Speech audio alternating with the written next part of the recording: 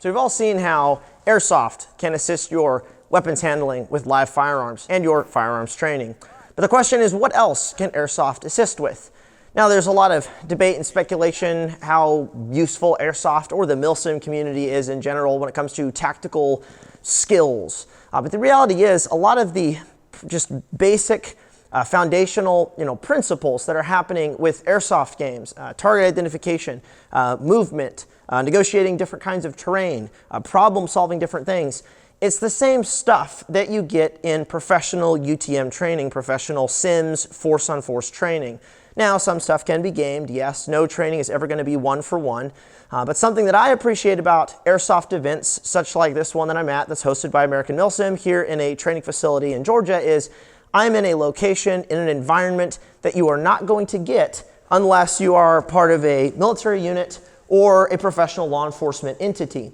So generally speaking, average citizens and civilians don't get to address problems like this or work with individuals that they've never worked with before, target identify a whole other team of individuals. In this case, it's multicam and tan versus gray and OD green. Possibly use a white light in certain situations or not use a white light because it'll give your position away. The reality is, I don't come to an event like this to work on my weapons handling skills. I come here to work on my movement, my communication, problem solving certain environments. And you get problems and you get things that you're just never going to get at a flat range shooting live fire.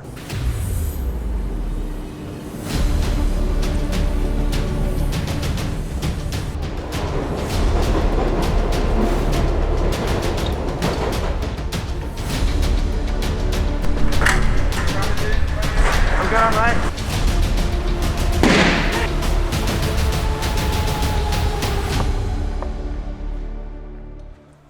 Another thing that I personally enjoy about these Airsoft events is it's not like a short course of fire that you do at the range that's 5 to 30 seconds long or so.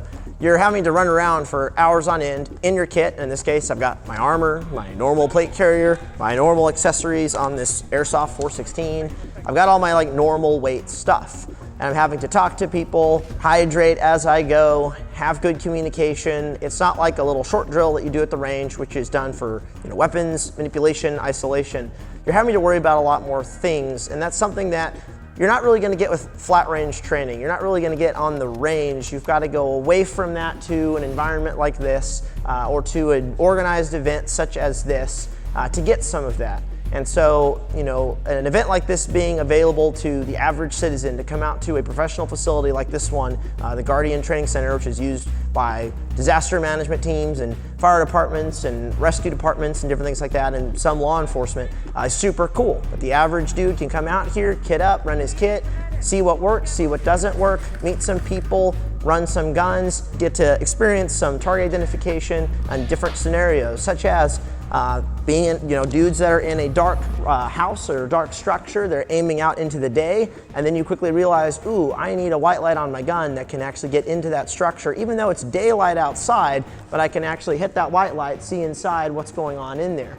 All sorts of problems that you just don't really experience on the flat range that you can experience doing force on force, whether it's sims, UTM at a professional class with 8 other students, or something like this with 500 people. Events like these or structures and facilities like these can also be a great way of shaking out your equipment. So for example, I have a Mod Light OKW, which is an extremely focused and powerful weapon mounted light. And I have a very long hallway here with vehicles interspersed. And it just so happens that my light can hit all the way to the back wall. And I could roughly see shapes of people down there. I could actually run my magnifier in this case and get a little bit better view of what's down there. And I can see my light bouncing off the walls, bouncing off the vehicles, the reflectivity. And in this case, if I had teammates down there who are wearing gray or green, I really gotta check and make sure they're not wearing multicam or tan before potentially engaging. So lots of interesting problems right here. It just so happens that my gear may enable me to engage or not, or be able to see. And that's really what these events are good for. All right, there's guys at the far tunnel, 120 out.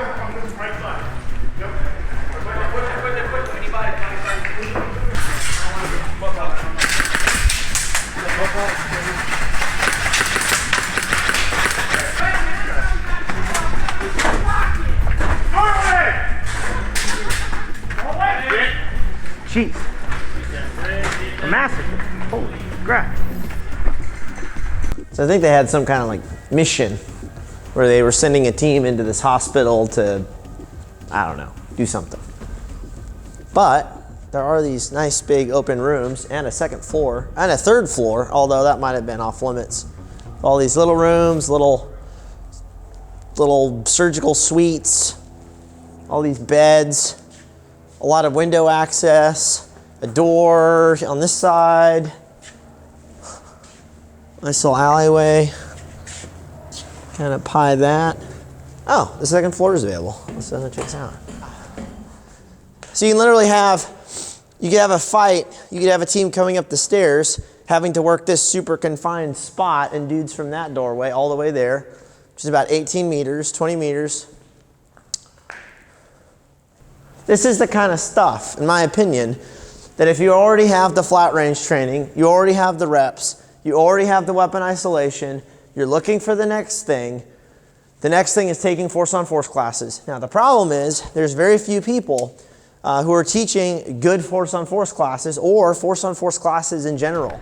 But the ability to come to a really good training facility like this and take a squad of dudes, your own squad of dudes that are squared away, and come to a place like this and run through buildings, target ID, work all sorts of different problems, even if you are not professionally trained, but kind of figuring stuff out and learning on your own, extremely valuable and very affordable. I mean, right now with ammo prices super expensive and airsoft being basically free to shoot after you buy the gun, of course, this is the kind of stuff that I think people should be doing and should really be looking at. And I know people give airsoft a lot of crap, but the reality is it's force on force just like Sims and UTM. There's a firearm that shoots a projectile. That projectile can then hit you. It can hurt depending on what range and distance. You can tell that you've been hit, so you know that you've made a mistake somewhere, somehow. And that's where the learning starts. So it's pretty awesome. So I know airsofters get a lot of crap for wearing ear pro. But what a lot of people don't realize at an event like this is there's so many people throwing airsoft flashbangs, which indoors are quite loud in a confined space like these, that I'm really happy I had ear pro yesterday. There were times we were in the tunnels where there was a nade going off every 30 seconds and right next to you against the wall. And they're pretty substantial. And I've been around real bangs and real distractionary devices, and these are not bad. Like these are pretty legit. So they're getting to play around with that and be around some of that and get a little desensitized to some of that. And that's why these guys have ear pro on, is for when all those nades and stuff are coming in. So, and they're using them for crossing a little bit, try to throw out some smoke, although the smokes do kind of suck. Those are definitely not as good. But they got their communications, trying to figure out where dudes are at, try to figure out where their dudes are at before they cross the street, which buildings they hit. It's all important stuff, and some of these guys, they're running 99% of the time and then shooting 1%. It's not Call of Duty like a lot of people think, like these airsoft games where it's constant engagements. It's not. Like you'll run for a couple hours before you actually have a legitimate person you can aim at and shoot. Otherwise, it's all movement, communication, and trying to figure out where people are at, what's going on, and then going somewhere where you can actually get into the action. Another thing about these events is they're kind of a hidden gem to the gun community. Obviously airsofters already know about this, but what you can do is you can get a team of your buddies that you normally train with at the range doing your live fire stuff. You come to one of these events, you peel away from the main group, because this AO, this area of operation, this map, this event, this whatever you want to call it, is in a pretty large area. And what you can do is just split away from the group for a little bit, and you can go run CQB in one of these buildings. And I've seen some guys going out and doing this so they can actually use this facility that normally would cost a team or a unit $20,000+ to use it. So you can kind of piggyback off of the event and the organization of the event in general and get some reps in separate from the event itself. And so there's all sorts of value in that, being able to come into something like this and do some CQB reps, do some room clearing, and then jump back into the event. Or just do some of that during the event itself. But granted, there are some limitations with airsoft, so if you just want to peel away and work isolated CQB and movement and whatnot, there's tons of room here. I've already seen some folks doing it, and kind kind of like I said earlier, unless you're part of a tier 1, tier 2, law enforcement agency or military unit, you're not going to come to a facility like this and be able to do reps. But as an average citizen, as a normal dude, this is how you can gain access to a facility like this, is by going to an airsoft game, going to an organized event where they already rent the entire place, and then you've got run of it. It's pretty rad.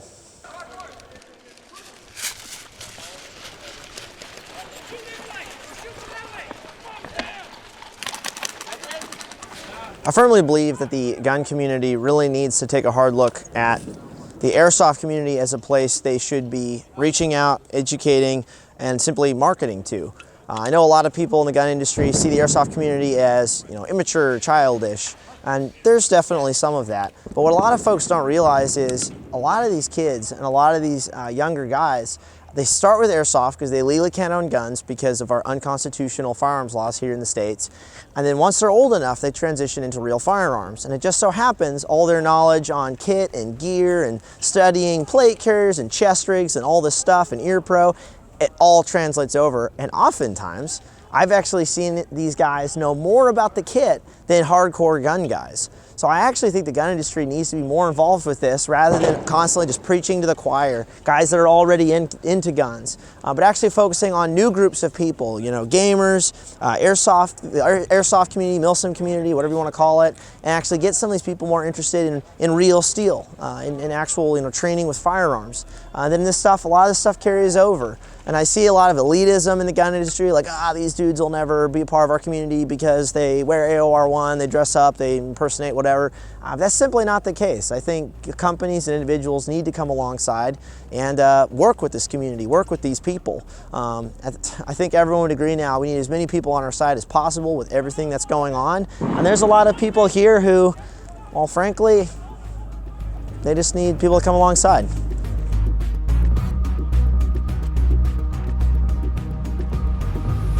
As far as the guns go, it's a massive rabbit hole of custom airsoft guns, and some of these guns can go all the way up in price to real firearms. But this is a G&G Airsoft 416. It was about like $300-400, something like that. And I just took all my real accessories off of my, actually pulled this off of my 416 and just dropped it right on top. Same laser, a Mod Light OKW, which in this case I had a huge advantage over like 99% of the people here, if not 100% of the people here, to be honest. Suppressor, so I have the overall length of my same rifle, working around windows and doorways and stuff like that. But kind of like I said earlier, it's not so much about the guns and the shooting, it's about everything else that's going on. But if you want to run your normal accessories, your magnifiers, your white lights, which is very important in this case, just throw it on the gun. There is a small chance, and people have come up and talked to me and been like, oh man, you're risking your real stuff. Yeah, BBs can at close range potentially damage your bezels and your optics, but if you're buying from grade A companies, there's always warranty, especially since you are in training doing this kind of thing. So honestly, I'm not super concerned about like my T2 getting busted, because I can send it into Aimpoint, they can repair it and get it fixed. But nothing's happened so far, and that's been great. But yeah, there's a lot of different options out there, but I highly recommend running the same stuff that your normal guns have, definitely the same light, just so you can really see what that light can do in different conditions, distance, other lighting, light features, ambient and or natural, and yeah, and then of course your real lasers if you're running nods, fighting other people with nods. I can literally engage, although I'm not sure if I'll hit the next one.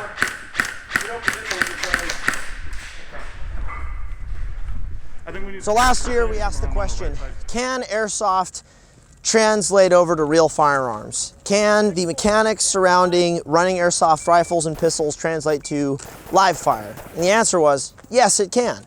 Then the second question is, what else and what other skills in airsoft can translate over to the real deal? And the reality is, I believe quite a bit. You've got communication, target identification, a lot of movement.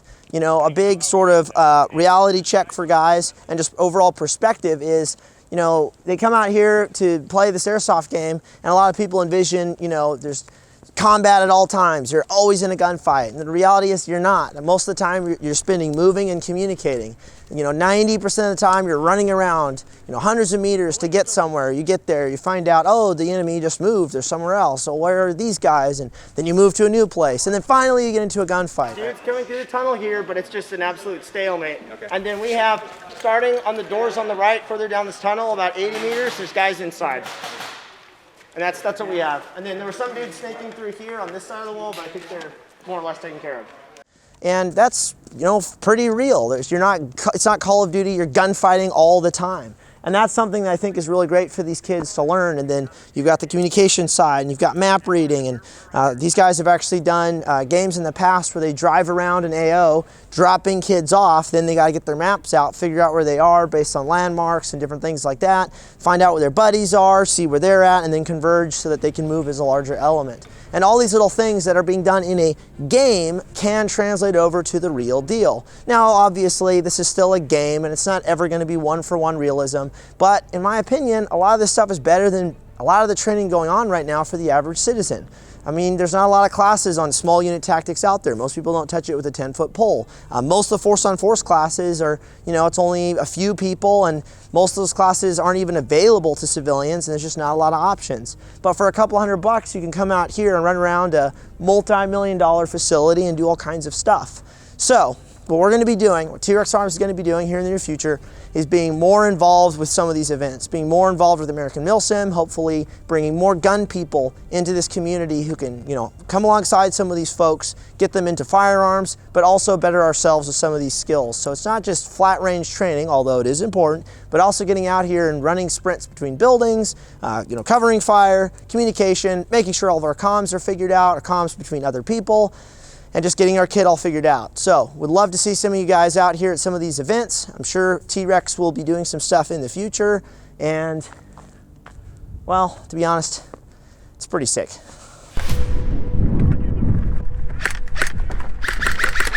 Guys over here! Door! Get in! I do not have that kind of range. Window!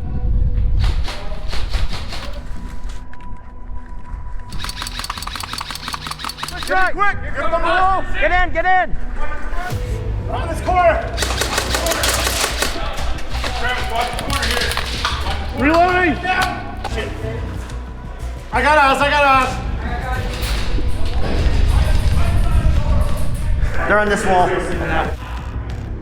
Luke, you still holding that angle? Hey! Get.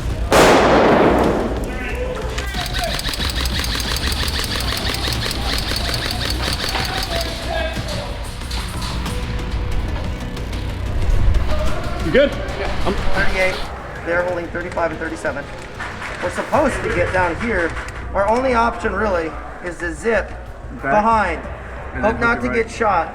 And then loop all the way around the sunken town and come in. That's a nifty sprint. Yes. If you need to, that subway tunnel is breachable almost every 30 feet, and this structure here is access to it. You can go into this building and get down there. Let's see our help. We're up here on this top corner, and my guys are in this blue dot. So, all right, you last man? Yeah. Okay. All right.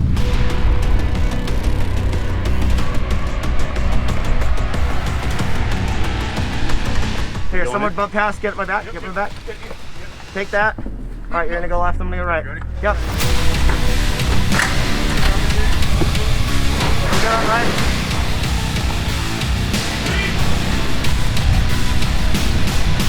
Luke, opening on the left. I got right.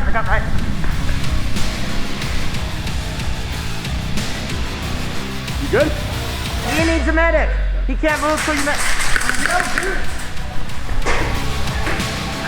This is a kill box, so pull back.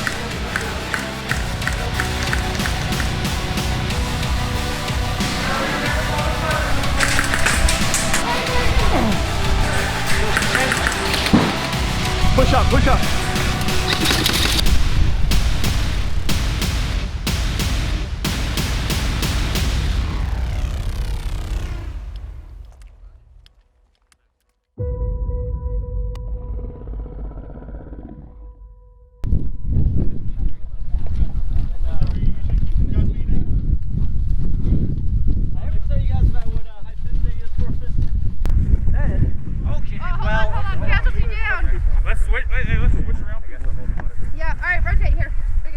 I'm good. Trust me. Okay. How heavy is that? Shoulders are fucking. 180 pounds, they said. Fucking football over there. I need a person who can carry some shit. We gotta And they're gassing that. Who's in your squad? Are you a part of their element? Yeah. All right. Hey Lucas, Yeah. you're pretty good at carrying bodies, right? Oh shit. Okay, well, no. Oh my gosh. No. Come on, Drew, let's Now go. he's bleeding faster, so now we gotta get it back Hey, fast. hey, hold on. Drop, put it down. Grab the legs. By the way, I had the legs. No, Drew's got the legs. damn boy, he's thick. I was like, he took a Luke, shit you got all the weight, dude. I know, it's He's a fine. mannequin.